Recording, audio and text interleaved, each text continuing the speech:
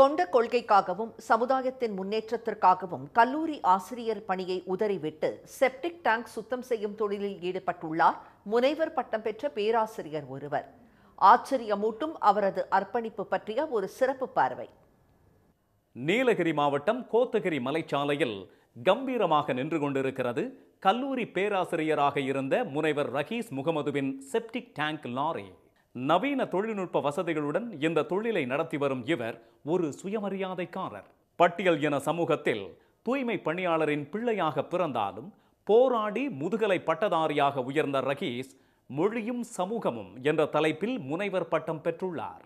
சாதி இழிவில் இருந்து விடுபட இஸ்லாமியராக மதம் மாறிய ரவிச்சந்திரன் என்ற இந்த ரஹீஸ் தான் கொண்ட கொள்கைக்காக அம்பேத்கரிய சிந்தனையுடன் கல்லூரி பேராசிரியர் வேலையை விட்டுவிட்டு வெளியேறி செப்டிக் டேங்க் சுத்தம் செய்யும் தொழிலில் இறங்கியுள்ளார். நான் வந்து யூனிவர்சிட்டி ஆஃப் சவுத்தாம்ப்டன் போகிறதுக்கே காரணம் என்னன்னா, ஆமாண்டா படித்த பையன் தாண்டா ஓட்டுறான் அப்படின்னு. அப்புறம் இன்னொரு பேர் ரைஸ் முகமது, ரவிச்சந்திரன் கூட சொல்லுவாங்க. ஆனால் ரைஸ் முகமது நான் கொடுத்து அது சுயமரியாதைக்காக போட்டேன். ஒவ்வொன்றும் கொள்கை ரீதியாக போடுறதா வெள்ளை கலர் அடிக்க சொன்னேன். ஏன்னா நம்மளாம் பட்டியல் சமூகத்தில் வெள்ளை கலர் போட வேணாம்னு சொல்லுவாங்க. அதனால தான் நான் கண்டிஷனாக சொன்னேன், டேங்க் வந்து எனக்கு வெள்ளை கலராக இருக்கணும், மஞ்சள் கலர் இருக்கக்கூடாது, வேறு எந்த கலர் இருக்கக்கூடாது, வெள்ளை கலரில் வைங்க.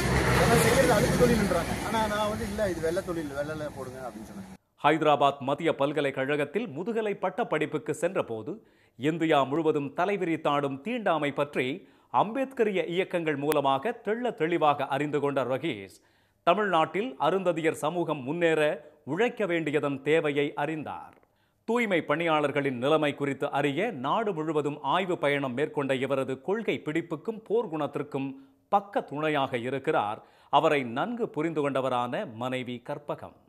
மற்ற எல்லாம் எவ்வளவோ டெவலப் பண்ணாலும் எல்லா விஷயத்துலையும் இந்த செப்டிக் டேங்க் கிளீனிங்கு, அப்புறம் துப்புரவு பணியாளர்கள் அதெல்லாம் மட்டும் அப்படியே இருக்குதுன்னு சொல்லிட்டு ரன் பண்ணிட்டு இருந்தாங்க. அவங்களோட உரிமைங்க எல்லாம் வாங்கி கொடுக்கறதுக்கு அந்த மாதிரி போராடிட்டு இருந்தாங்க. அப்புறம் நம்ம அந்த ஃபீல்டில் இருந்து பார்க்கணும்னு சொல்லிட்டு செப்டிக் டேங்க் கிளீனிங் அதை ரன் பண்ண ஆரம்பித்தாங்க. தூய்மை பணியாளர்கள் மீது காலம் காலமாக நடத்தப்பட்டு வரும் தீண்டாமையையும் சாதிய ஒடுக்குமுறைகளையும் பற்றி விரிவாக படித்த ரஹீஸ் அவற்றை பற்றிய பல கட்டுரைகளை எழுதியுள்ளார்.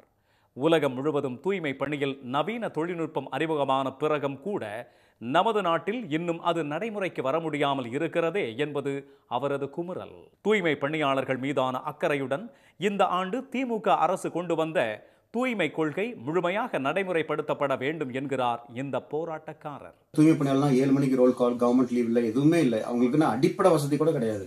நான் பிறந்து வளர்ந்த இடம் இன்னமும் அப்படியே தான் இருக்குது, இன்னும் கூட வளரல. அதனால் அதில் கவனம் செலுத்தி தூய்மை பணியாளர்களையும் செப்டிக் டேங்க் பணிபுரிபவர்களையும் கவனத்தில் கொண்டு ஒரு ஆய்வு பண்ணி அவங்களுக்கு முன்னேற்றத்துக்கு ஏதோ ஒரு வழி வகுக்கணுன்றத என்னுடைய கோரிக்கை. கலைஞர் ஆட்சியில் கொண்டு வரப்பட்ட அருந்ததியர் உள்ஒதுக்கீடு சட்டத்தை அங்கீகரித்து அண்மையில் உச்சநீதிமன்றம் வழங்கிய தீர்ப்பில் முனைவர் ரஹீஸ் முகமதுவின் முனைவர் பட்ட ஆய்வில் இருந்து மேற்கோள் காட்டப்பட்டிருப்பது இவரது அர்ப்பணிப்புக்கும் அறிவு ஆளுமைக்கும் அடையாளம். பட்டியல் இனத்திலும் சாதிய ஒடுக்குமுறை இருப்பதை சுட்டிக்காட்டும் இந்த ஆய்வாளர் அருந்ததியர் மக்களின் மீது காலம் காலமாக சுமத்தப்பட்டுள்ள இந்த தொழிலில் இருந்து அவர்களை விடுவித்து முன்னேற்ற தமிழ்நாடு அரசு முன்னோடியாக நின்று வழிகாட்டும் என்ற நம்பிக்கையுடன் காத்திருக்கிறார். சன் நியூஸ் வாட்ஸ்அப் சேனலை ஃபாலோ செய்யுங்கள்.